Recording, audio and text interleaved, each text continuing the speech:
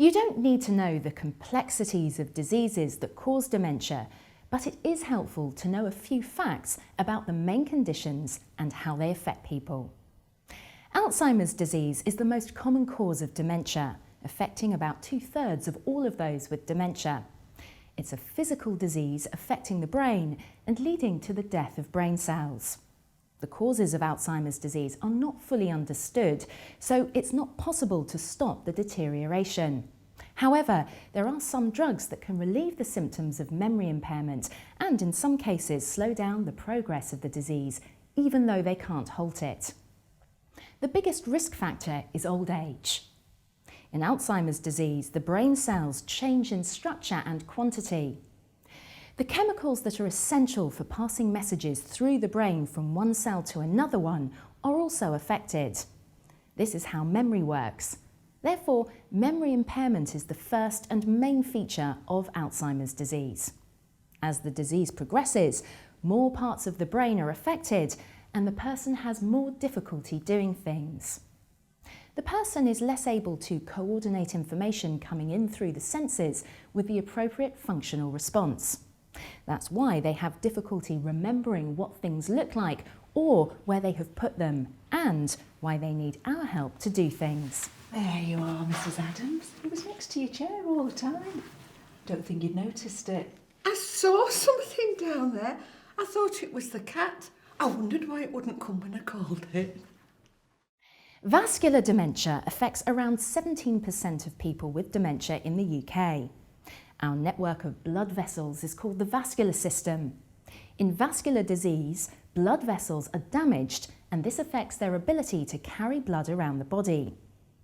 The purpose of the blood cells is to take oxygen and nutrients to body tissues and to carry waste away. Vascular disease reduces the effectiveness of this function and can cause any body tissue to be affected. If the blood supply to a part of the brain is reduced, this will cause those brain cells to die. This is known as vascular dementia. As with other forms of dementia, people with vascular dementia will experience memory loss, difficulties in communicating, and, if the disease progresses, a loss of physical abilities. However, vascular dementia can affect distinct parts of the brain, and therefore particular abilities may remain relatively unaffected. This is unlike Alzheimer's disease, for example, where the disease eventually affects the entire brain. Unfortunately, there is no way to reverse damage to the brain once it has occurred. But, depending on the severity of the damage, with the right treatment, it is possible to limit or delay the decline.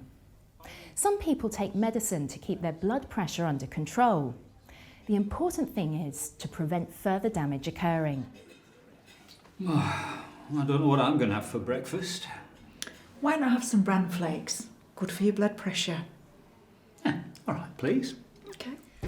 I'll help you get dressed up for the day club tomorrow. Oh, thank you. Bet you love all that singing and dancing, don't you? Yes, and the exercise, it's good for my heart. Yeah. Lewy body disease is thought to affect around 4% of people with dementia. A person with Lewy body disease is referred to as having dementia with Lewy bodies, or DLB. This condition is similar to Parkinson's in the way it affects how people move. They may also have difficulty judging distances and changes in surfaces that they are walking on. But it is also similar to Alzheimer's disease in that it causes a disability of memory, language and reasoning.